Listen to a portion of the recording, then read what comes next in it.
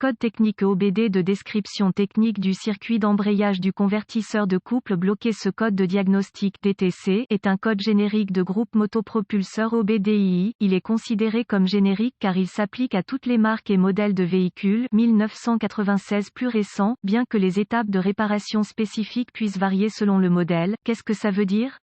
Les véhicules modernes équipés de transmission, boîte-pont automatique utilisent un convertisseur de couple entre le moteur et la transmission pour augmenter le couple moteur et entraîner les roues arrière. Le moteur et la transmission sont en fait connectés par un mécanisme de couplage de fluide à l'intérieur du convertisseur de couple, ce qui multiplie le couple jusqu'à ce que les vitesses s'égalisent et crée une vitesse de Esperluette-Cotte, décrochage Esperluette-Cotte, où la différence entre le régime moteur réel et le régime d'entrée de la transmission est d'environ 90% efficace.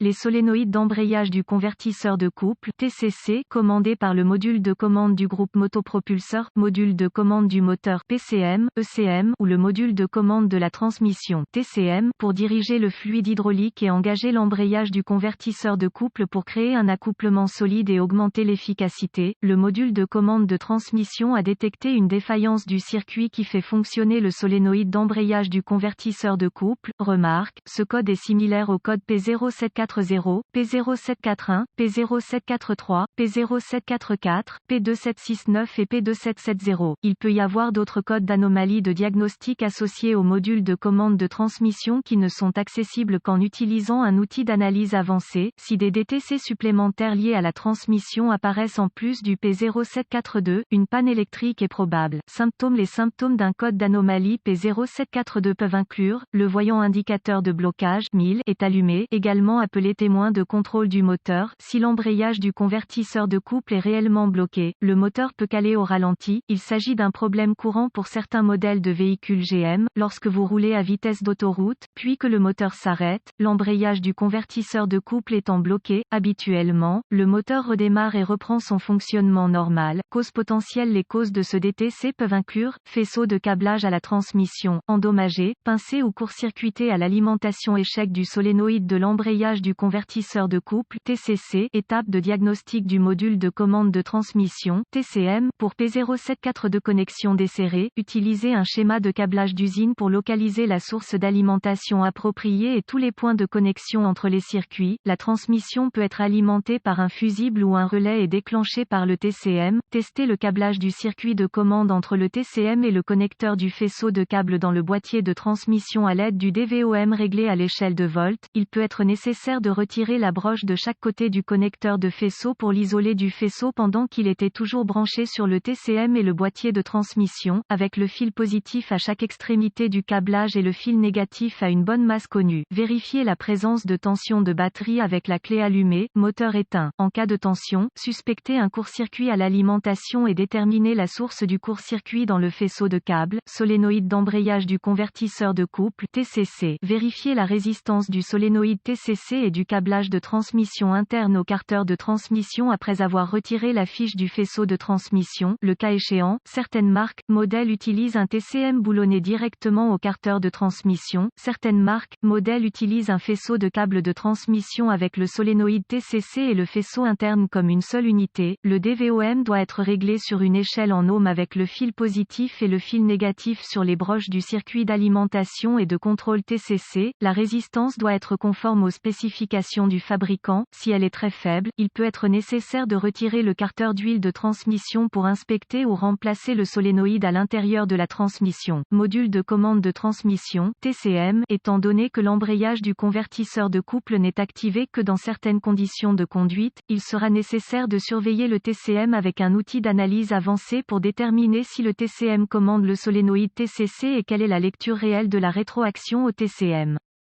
Le solénoïde TCC est normalement contrôlé par un rapport cyclique pour enclencher un enclenchement du convertisseur de couple plus confortable. Power tester si le TCM envoie réellement le signal, un multimètre graphique réglé sur le rapport cyclique ou un oscilloscope de stockage numérique sera également nécessaire. Le fil positif est sondé dans le faisceau de câble branché sur le TCM et le fil négatif a une bonne masse connue. Le rapport cyclique doit être le même que celui commandé par le TCM dans la lecture de l'outil d'analyse avancé. Si le cycle reste à 0% ou 100% selon le circuit utilisé, revérifiez les connexions et si tout le câblage solénoïde est OK, le TCM peut être en panne.